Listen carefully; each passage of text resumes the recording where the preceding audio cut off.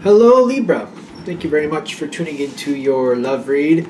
For the main part of the read, I'm using Witch's Tarot by Ellen Dugan. For supportive oracle cards, Queen of the Moon Oracle by Stacy DeMarco. Excellent, wonderful. Okay, relationship first, single second.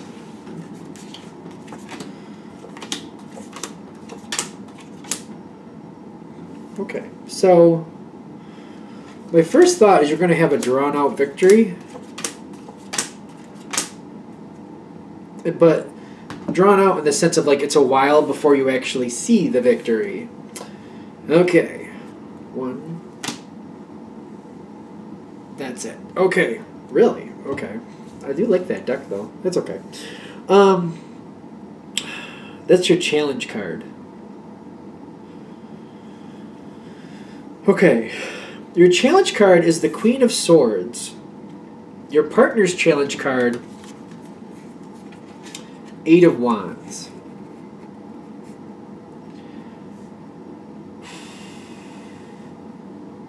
The sooner this goes the way you want it to, the better it will be for both of you.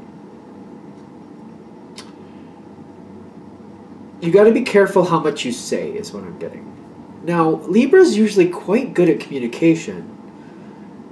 What needs to be said, what doesn't need to be said. Libra's usually quite good at that. They're saying be very, very, very, very, I can't say very enough, quite frankly, careful to stick with facts only, because anything you say that might be loosely interpreted is going to come back really, really strong. So be very, very careful. Think of it this way. Everything you're going to say will come back to you, and you're going to be held, like your feet are going to be held to the fire on it. Whatever is said, whatever comes out of your mouth is going to come right back to you later on, and you're going to have to prove that you were right. Keep that in mind. Everything is going to be like revalidated down the line. So they're saying with the Queen of Swords, don't leave room for interpretation. Make sure it's right on the facts. Realize it's all gonna come right back at you, almost like somebody took a video of you and is playing the video back and saying, you said this, and you can't even argue that you said this. This is how you said it, blah, blah, blah, blah, blah. Like, it's all coming right back at you. As long as you know that, as long as you see it that way, you can survive through this and succeed a lot easier. Because everything you say is gonna come right back to you. And what I'm getting here is it's gonna come back at you really fast. Because the Eight of Wands and your partner side, I feel like that's the whole thing with that. They're going to come at you hard and fast with a bunch of facts, and they're going to try to throw you off with it because they're in a minute. They're having a minute about it, just so you know. Now, I'm seeing this next moment. It seemed like we're heading towards this moment. And it's coming at you hard and fast. You got the Devil card, which actually is the shadow side in this deck, and you got the Seven of Wands, where you're going to literally have no choice but to defend yourself and talk out a situation. Feels very uncomfortable. But they're like, we're trying to set you up to succeed through this the easiest way possible. As long as you know this moment is coming, you will say the appropriate things to stand where you need to. It's coming at you really hard, really fast. Your partner's coming at you with a lot of facts. This is what you said. This is how it was said. This is how it actually is going. All this boom, boom, boom, boom, boom, boom, boom, boom, boom, really fast. And you can keep up with the speed. It's just as long as you see things coming ahead of time and know what's going to happen, it makes it a lot easier for you. Your partner's going through this all in one conversation. All in one conversation. When you're coming up to this, because I feel like this is what you're leading up to. You're leading up to this moment. They're telling you about what they have seen happen, what they know is true of the situation. They're holding true to things that they know are true. They're being very stubborn on certain things. But they're also, that Page of Swords is like they're wanting to see how you're reacting. They're all about your reaction. They want to see how you're going to react, and they're waiting and looking just to see how you react to the whole situation. There's things they already know are true. They already know what's really happening here. They already know what the situation is truly about. They've already made up their mind about what's coming next. That's what I'm getting with the Four of Pentacles. The whole point of them doing this to you, they literally just want to see your reaction. They want to see how you're going to handle it. This is how they're going to prove if you're truthful or not truthful. All about how you handle this. That's all what they're looking for. Now, because I feel like you're wondering, like, why are you doing this to me? Why are you doing this to me? Why are you hammering me with all this all at once? Why? Because spiritually, you got the moon card. Like, I don't understand what they're doing and why, and it's making you very uncomfortable. Where you're standing, though, is strength. You can stand this. You can do this. You're good. You're pretty much just proving that you're the person you say you are. You're good. You're going to be fine. You are going to be fine. They're saying you can make it through this. Don't fear it. Just realize what's coming your way and be prepared for it. You'll be fine. It'll just make it easier on you. Because where this is going to end out is basically your partner knows who you are. And they know how you go through life. You try to make things out fair. Libra. Not the biggest shock of life. You're very good at communicating. You don't want to hurt people's feelings. You're trying to make it so everybody gets along. Like, they know this. What they're trying to do, I feel, is that they're trying to catch you in a lie for some reason, because they want this to look like they can have more control. I feel like they're trying to get more control. I don't know how that sounds, but I feel like that's what it is. They got the Five of Swords popping in here with the acceptance. Like, what they need to do is see you for who you are and realize that's why they love you. And just accept you for who you are and what you do. You try to make things work out. You try to help people get along. And there is a value to how you handle things. We're not all supposed to be the same. You have your way of working things out so people get along. They have a different way of handling things, is what I'm getting, that may be a bit contrary to yours, but you're very valid. It's kind of one of those things where you can each learn a bit from each other. And I feel like this tactic they're using on you is a tactic flat out that they use in life. You might want to watch not only how they come at you, but how they go at other people. You can learn a lot about how to handle situations that maybe go awry and understand like how they're handling things and how that can cause disruption so you can successfully move forward later. Because I feel like what they're going to finally do is they're going to leave you alone and realize that you're coming from a good place and that you do have a very good outcome for things that you do. You're very valid. Like, you know what I mean? You have a very valid way of handling things. They just need to get a little more confidence in the way you handle things. I feel like the best part of this whole situation for you, because you are getting the success card, you are going to succeed in proving like what you told them is the truth. What you need from this is the truth. You are trying to help people get along. You have the best of intentions. Very honorable is what I'm feeling.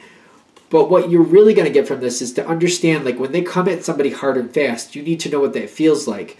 Because if you know what that feels like, when they do that to somebody else that gets upset, you can explain what's going on and why they're doing it. This is going to aid you going down the line. You're going to know how to handle things a little better. Because, like, I feel like there's a problem. Like, around your partner, they do this to people. They come in hard and fast.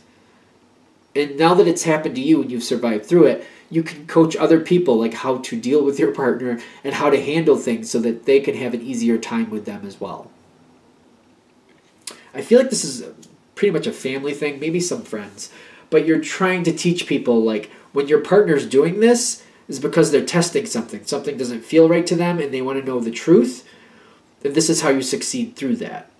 You just get right to the point. You don't sugarcoat anything. You just tell them what they want to hear, as in bare bone facts, and you just leave it at that and they leave you alone. It's a lot less. If you try to sugarcoat something, they just drag it out longer. It's no fun.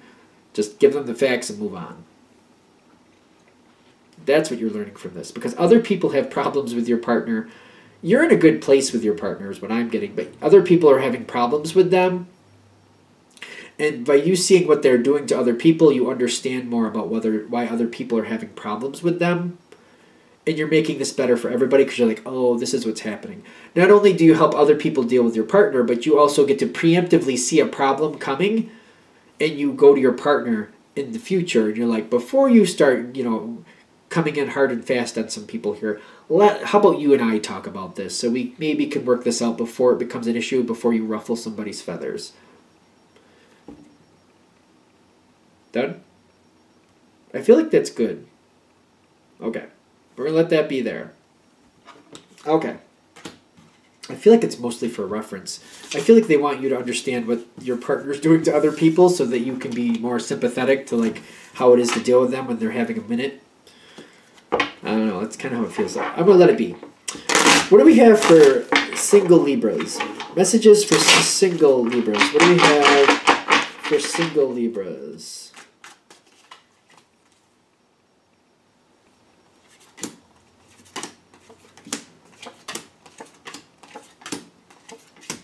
You've been waiting for this one. That's my first thought. You've been waiting for this one. Now, what does that mean? Like, this is something you want to happen? This is something you want to happen.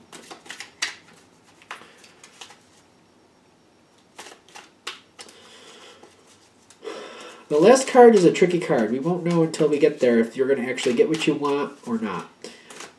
You're definitely coming up to a pass-fail moment with this situation. It either will happen or it will not.